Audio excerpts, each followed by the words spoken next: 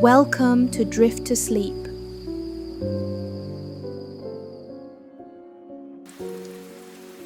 Hello, my friend. Thank you for joining me tonight. Welcome back to Drift to Sleep. If you enjoy cozy bedtime stories and gentle fairy tales, you can always support the channel by liking the video and subscribing. But for now, simply get comfortable.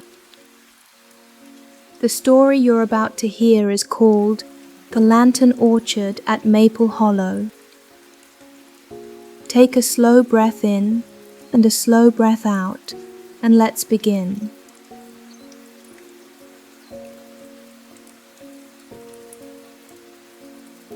At the far edge of Maple Hollow, where the road grew narrow and the hills folded softly into one another, there was an orchard that only opened in autumn. Most people simply called it the Lantern Orchard. It rested on a gentle slope above the village, surrounded by old stone walls, mossy steps, and maple trees that turned the color of honey when the weather grew cool. On clear afternoons, the whole hillside seemed to glow. Not brightly, not loudly, just softly, as if the sun had poured a little extra warmth into the leaves and left it there for anyone who needed it. On this particular evening, a young basket maker named Elara walked slowly up the lane toward the orchard gate. She carried a round willow basket over one arm. The basket was her own work. She had woven it during the quiet hours of early morning, when mist still rested on the rooftops, and the village bakery had just begun to smell of warm bread. Its handle was smooth from the careful passing of her hands. Its sides curved gently outward, strong enough to hold apples, yet light enough to swing softly against her skirt as she walked. Elara wore a moss-green cloak fastened with a wooden button shaped like a leaf. Underneath it, she had on a cream wool dress and soft brown boots. Her hair was tucked loosely beneath a knitted cap. Though a few strands had escaped and moved lightly in the breeze. The day had been cool from the beginning, not cold. Just cool enough to make a person grateful for warm socks, deep pockets, and the thought of tea waiting somewhere nearby. The lane to the orchard was covered in fallen leaves. Some were crisp and curled at the edges. Some were still soft from the rain that had passed through the valley the night before. Each step made a quiet sound, a hush, a crackle, a gentle brushing. The kind of sound that made the world feel slower. Elara breathed in. The air smelled of damp earth, distant chimney smoke, and apples, ripe apples, sweet apples, apples hidden somewhere beyond the stone wall, waiting patiently on their branches. She smiled to herself. She had heard about the Lantern Orchard since she was a child. Her grandmother used to speak of it in the kitchen while peeling pears beside the stove. She would say that once a year, near the deepest golden part of autumn, the apples on the oldest trees began to shine after sunset. Not like fire, not like lightning, but like little lanterns, soft and warm, gentle enough to look at for a long time. As a child, Elara had imagined whole trees filled with candlelight. She had imagined tiny windows in each apple and sleepy little fairies sitting inside them with cups of tea. Now she was grown, or grown enough, and she had never seen the glowing apples for herself. This year, she had decided it was time. So she had closed her basket shop early, wrapped herself in her green cloak, and followed the quiet road out of the village.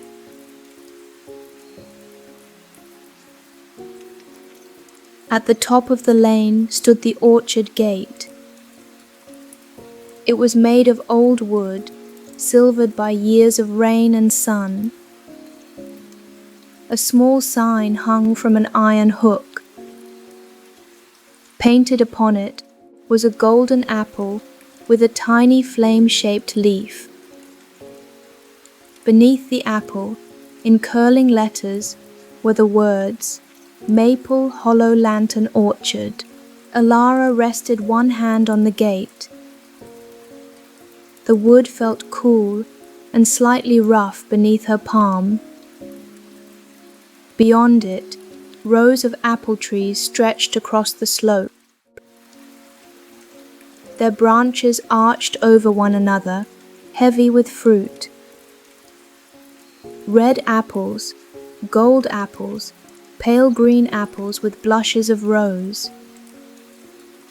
And here and there, among the oldest trees, apples that already seemed to hold a quiet amber shimmer, though the sun had not yet set. Elara opened the gate. It made a wooden creak. Then she stepped inside.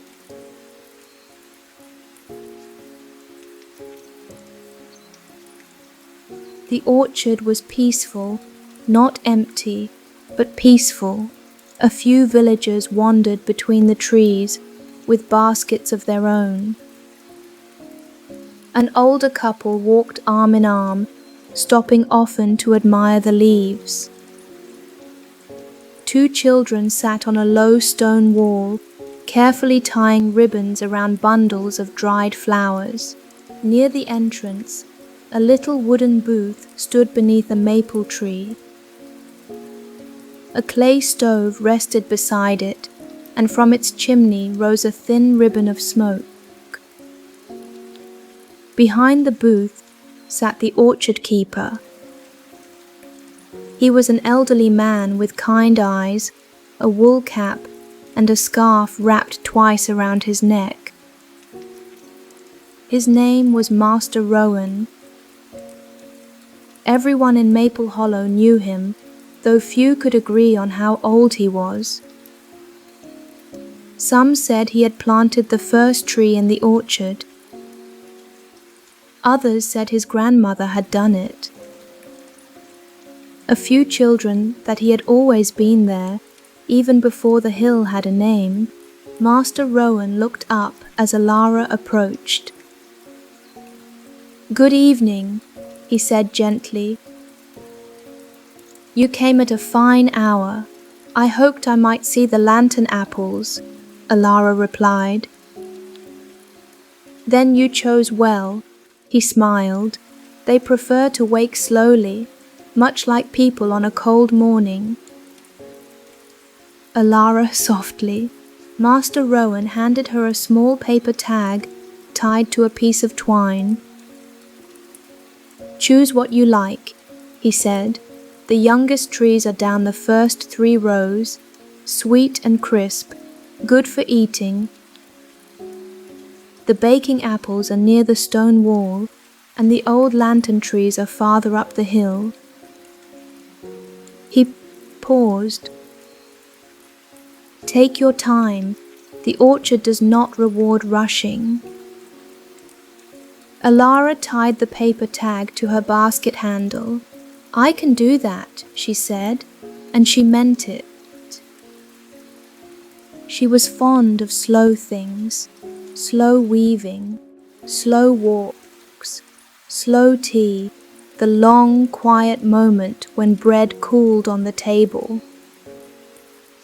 The orchard seemed made for such pleasures. She began with the first row of trees. The branches hung low enough for her to reach without stretchings. She touched one apple gently, testing its weight. It came free with a small twist. She placed it in her basket, then another and another. Each apple made a sound as it settled against the willow. The trees around her rustled. A robin hopped along a nearby branch.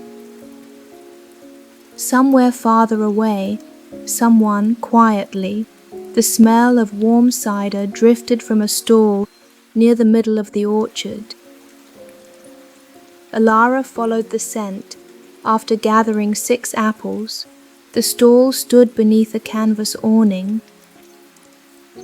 A young woman in a blue shawl was pouring cider from a copper pot into little ceramic cups. Beside the pot were jars of cinnamon sticks, dried orange slices, and star-shaped anise. Elara bought a cup and wrapped both hands around it. The cup was warm, almost too warm at first.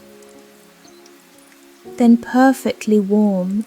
She lifted it close and breathed in the steam, apple, spice, a little honey, a little smoke from the clay stove. She took a slow sip. The cider tasted like autumn had melted into a cup. For a few minutes, Elara stood under the awning and watched the orchard move around her. Leaves drifted down, baskets filled, boots pressed into the grass. The late afternoon sun rested low over the hill, turning every branch and stone edge golden. When she finished her cider, she returned the cup and continued upward. A narrow path led through the trees. Along both sides of the path, small glass lanterns hung from shepherd's hooks. They were not lit yet. Their clear panes caught the last daylight and reflected tiny pieces of sky. Elara noticed a table beneath a wide apple tree. On it were bowls of ribbons, dried lavender, maple leaves, scraps of lace, and little bells no larger than acorns. A painted sign said, "Make a harvest charm for your basket." Elara set her basket down and chose 3 maple leaves, 1 gold, 1 orange, 1 deep red. She tied them to the handle with a brown ribbon. Then she added a tiny bronze bell.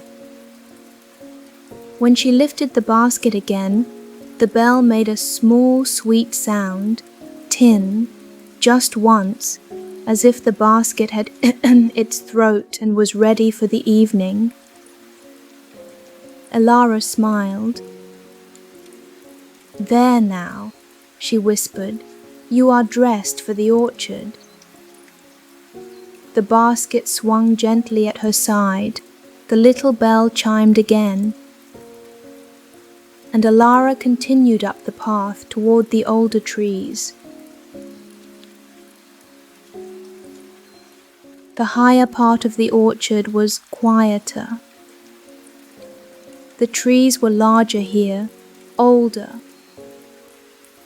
Their trunks twisted in graceful shapes, and their branches reached outward like arms stretching after a long nap. The apples were fewer, but each one seemed special. They hung from the branches like small round lanterns waiting to be lit. Elara slowed her steps. The grass beneath these trees was thick with fallen leaves. Some had gathered in little piles against roots and stones. Others lay scattered along the path, damp and shining from the previous night's rain.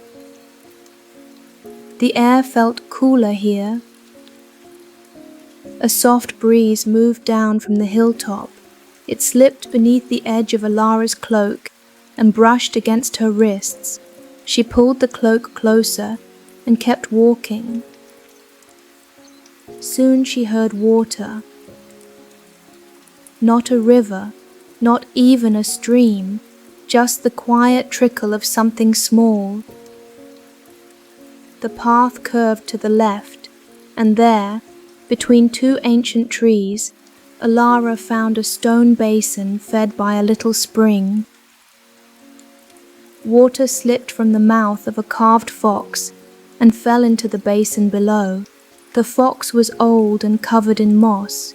Its nose had been worn smooth by time.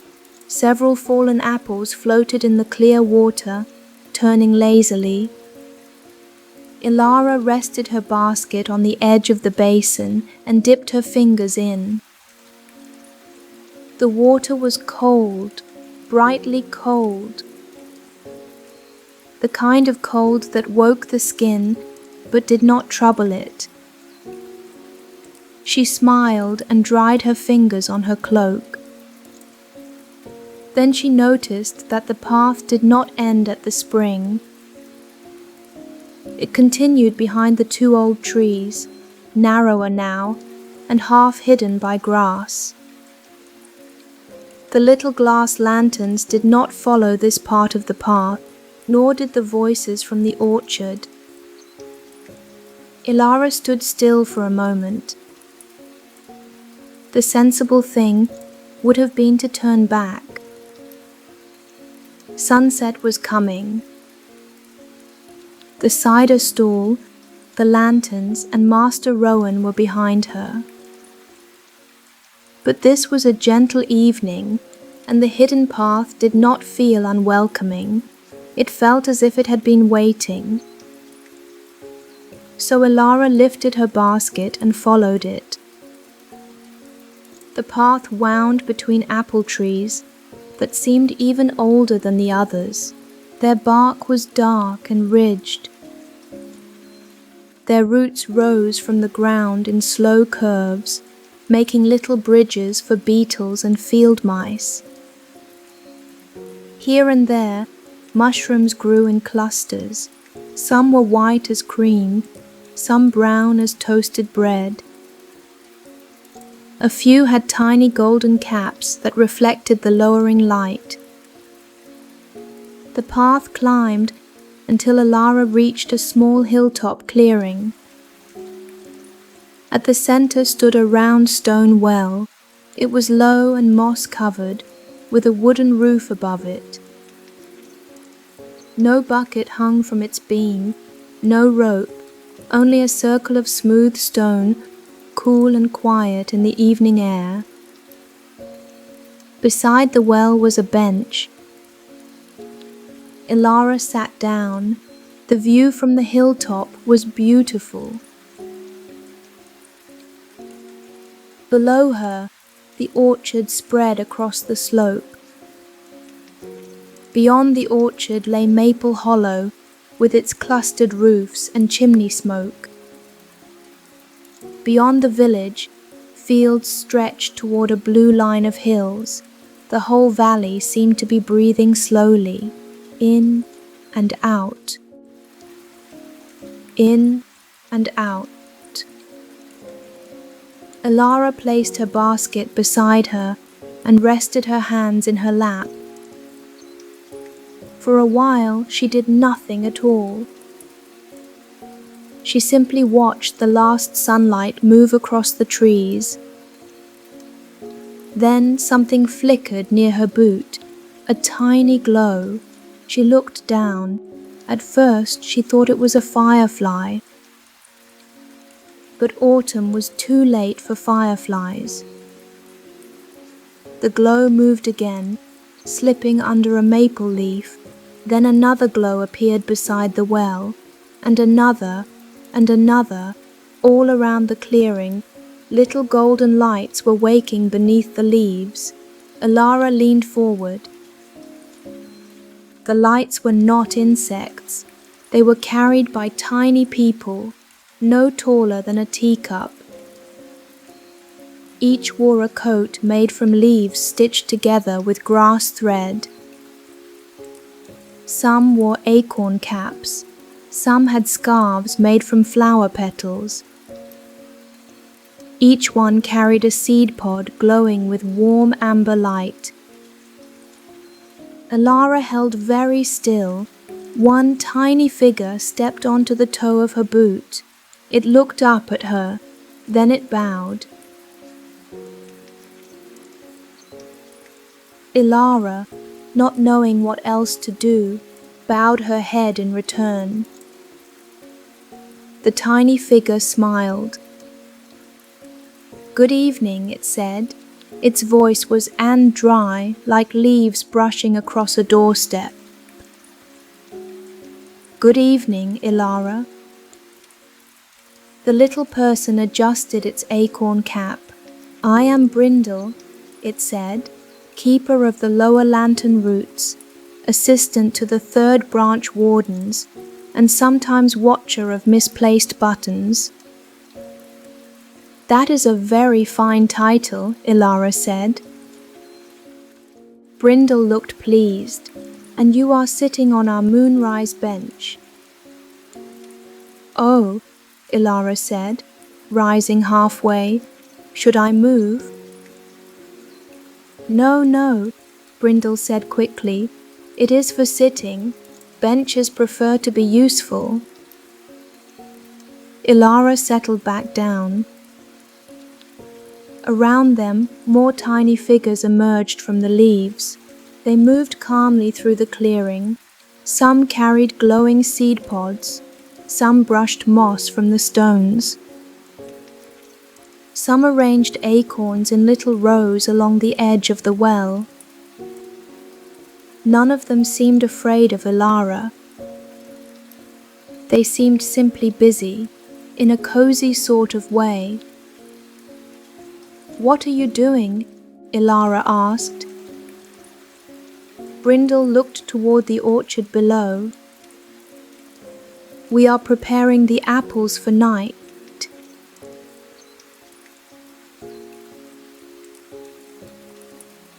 Brindle explained that the lantern orchard was older than Maple Hollow,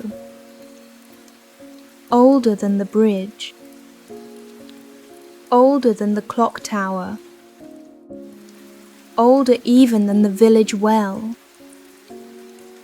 Long ago, when the valley winters were darker and the roads were harder to follow, the orchard had offered light to travelers. Not bright enough to wake the sleeping birds,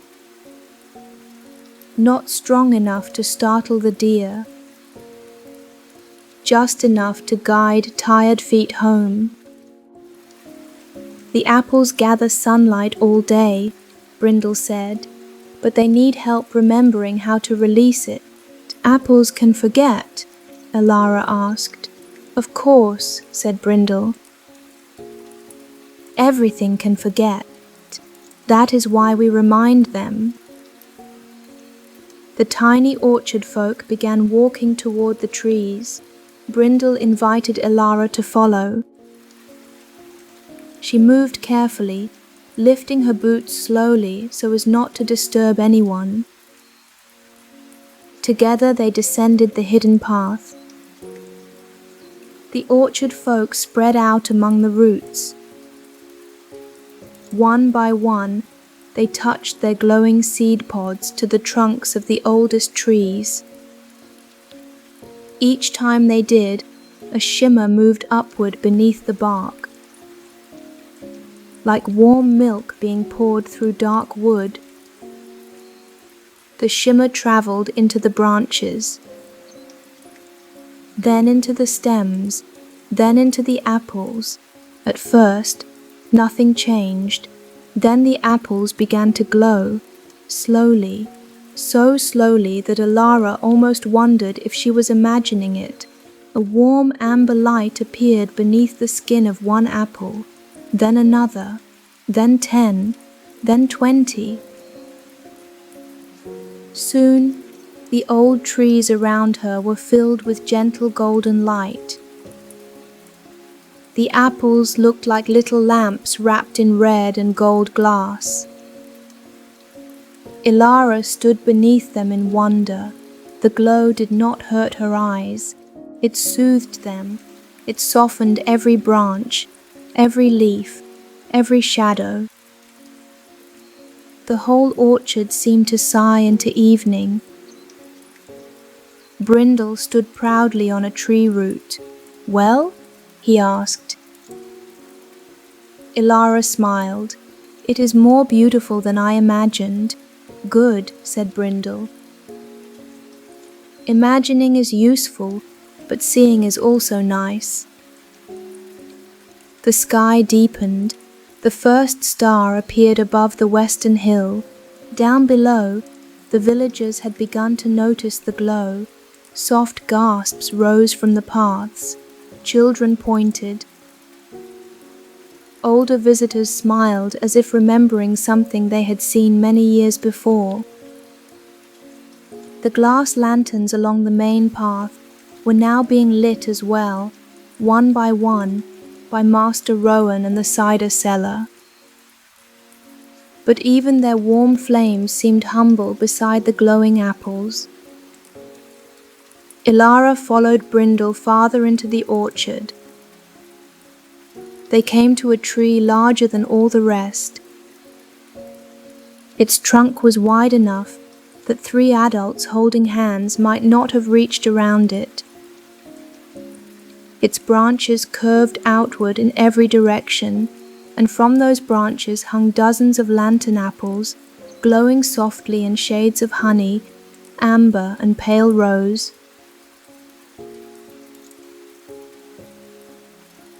At the base of the tree was a small wooden door. It fit neatly between 2 roots. The door was round at the top and painted a gentle green. A brass knocker shaped like a leaf hung at its center. Elara knelt in the grass. "Is that your home?" she asked.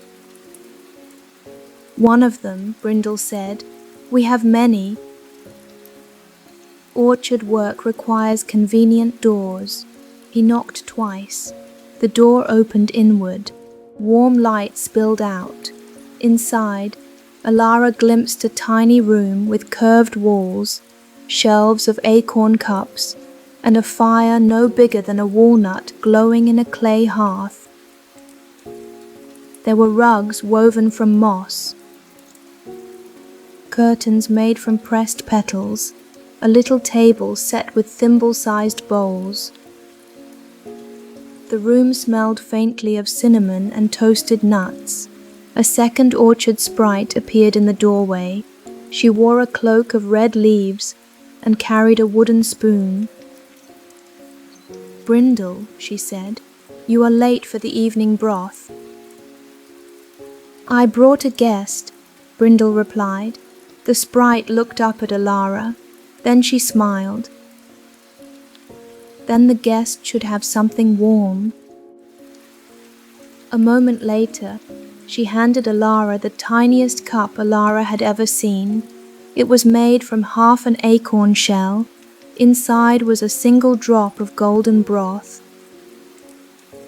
Elara accepted it carefully. The cup was too small to drink from properly, so she touched the drop to her tongue. It tasted of apple, chestnut, and a little pinch of spice. Warmth spread through her, as though she had swallowed a whole bowl. "Thank you," she whispered. The red-cloaked sprite nodded. "Warm things should be shared." Elara tucked that sentence into her heart. Warm things should be shared. It was simple and true.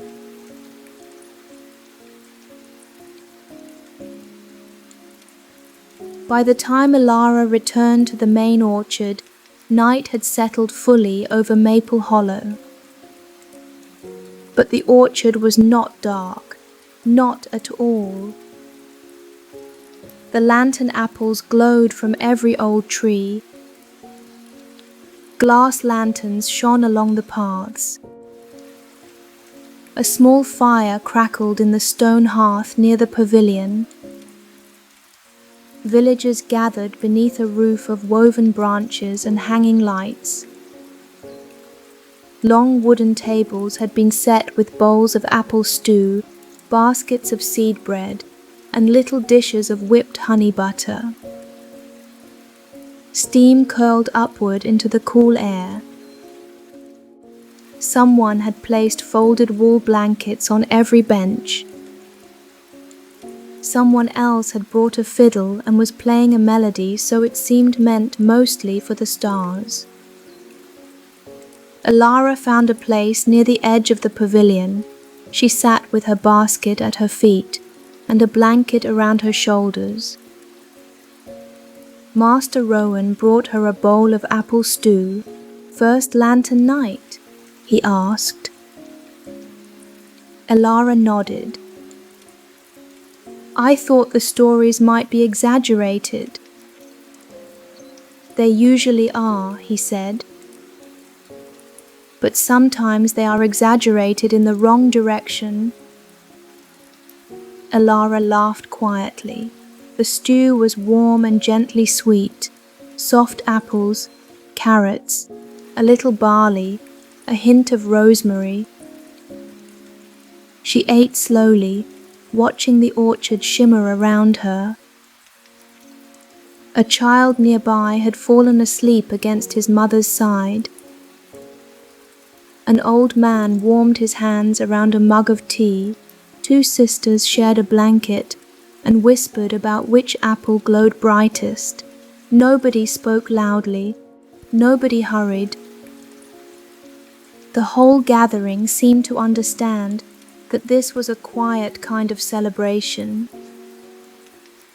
A celebration of light, of harvest, of the turning year, of having enough warmth to share. Elara thought about her little basket shop down in the village. She thought about the half-finished baskets waiting on her work table. She thought about the scraps of willow, the jars of buttons, the coils of ribbon, and the kettle she always forgot to empty before bed. Her life was small, but sitting there beneath the glowing apple trees, small did not feel lonely. Small felt precious, like the tiny acorn cup, like Brindle's seed pod, like the bronze bell tied to her basket handle. Small things could carry warmth. Small things could guide travelers home. Later, Master Rowan stood near the hearth and lifted a lantern. The orchard grew quiet. "It is time," he said, "to send our thanks into the trees." One by one, the villagers stood. Each person took a leaf from a basket near the fire. On each leaf, with a bit of charcoal, they wrote one thing they were grateful for. Elara chose a golden maple leaf. She thought for a moment. Then she wrote, "For warm things shared."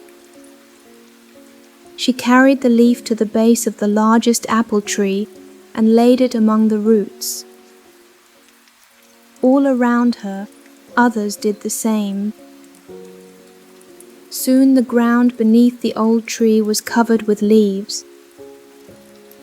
Each one held a quiet thank you for family, for soup, for safe roads, for dry socks, for a new baby, for an old dog, for another autumn. The lantern apples above them glowed a little brighter. Not much, just enough for everyone to notice. A murmur passed through the gathering. Elara looked down. Near one root, half hidden beneath a leaf, Brindle raised one tiny hand in a satisfied wave. She waved back with one finger. Then the fiddle began again. The fire crackled. The tea steamed. And the night wrapped itself gently around Maple Hollow.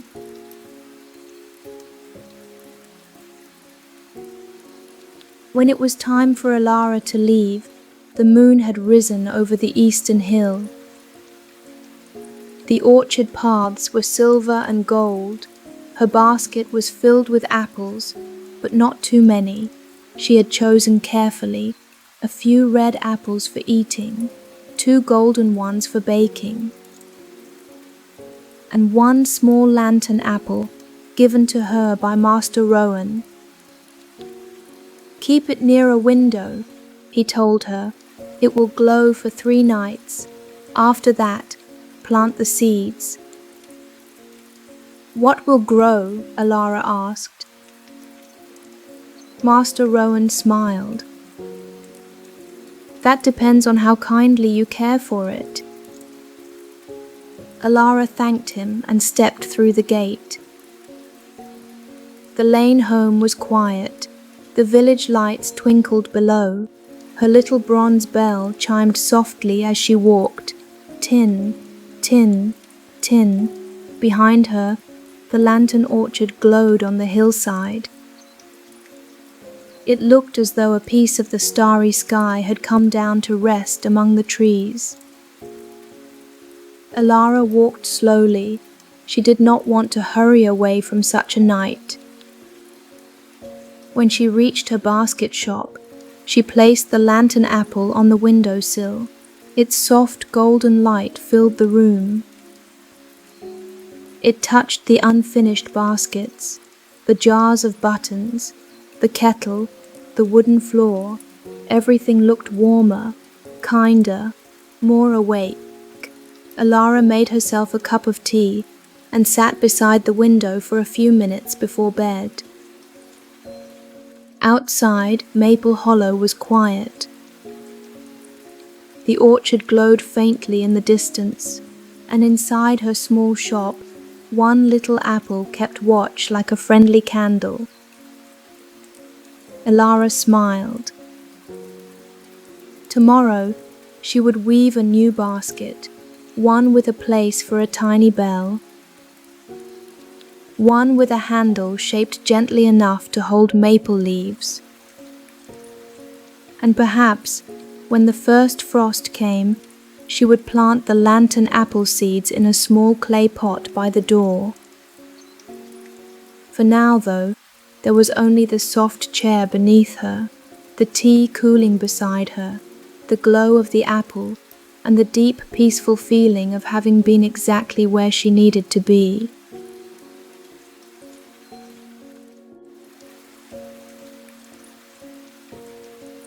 And now, our story has come to its quiet end. The lantern orchard is resting beneath the moon. The old trees are standing calmly on the hillside. Their glowing apples are growing softer now. One by one, the village windows have gone dark. Master Rowan has closed the orchard gate. The cider pot is empty. The blankets are folded, and the tiny orchard folk have returned to their warm little rooms beneath the roots. Brindle's seed pod is dim beside his bed. The moss rugs are still, the acorn cups are washed and put away, and the largest apple tree is holding all the quiet thank yous of the evening. You do not need to walk any farther tonight. You do not need to follow the hidden path. You do not need to search for the green door between the roots. Just rest here. Let the golden orchard fade softly in your thoughts. Let the lantern apples glow gently behind your closed eyes. Let your breathing become slow and peaceful. Thank you for listening to Drift to Sleep. I'm Adele Nguyen, and I'll be back soon with more cozy sleep stories and bedtime fairy tales. For now, let your eyes stay closed, let your body rest, let the night hold you gently. Sleep well, good night.